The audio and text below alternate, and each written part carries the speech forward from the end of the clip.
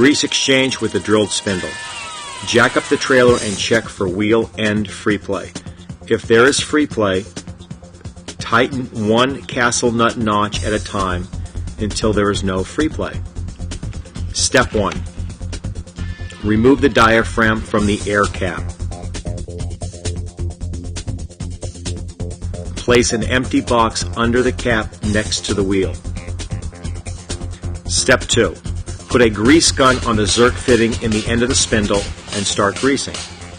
Spin the tires slowly until the grease starts coming out of the cap and falling into the container.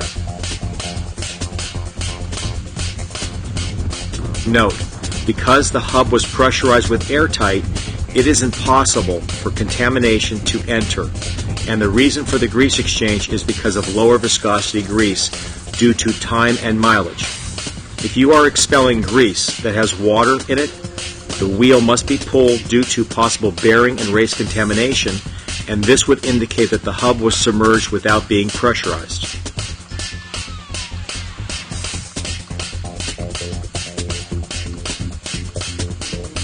Continue to grease until the grease coming out of the cap looks like the new grease that you are pumping in.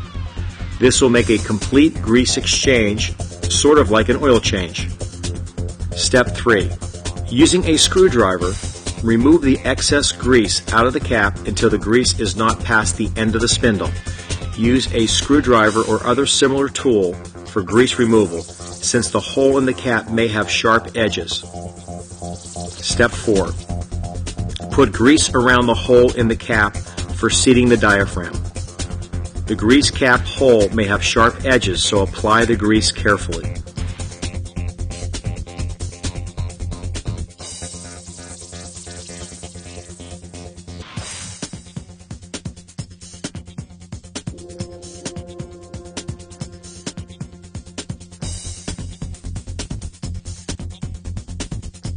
Step 5. Squeeze the diaphragm until the grommet part opens up. Start that part into the hole first, working the back part of the grommet into the cap with your finger until the grommet is seated into the cap. Slightly turn the diaphragm to check if it is seated. The diaphragm should turn easily. Step 6. Put grease in the hole on the diaphragm and on the end of the needle prior to inflating the diaphragm. Work the needle in the hole back and forth until the needle slides easily. This is important to lubricate the built-in needle valve so the valve closes 100%. Air up the diaphragm until the diaphragm expands out past the cap 3/4 of an inch.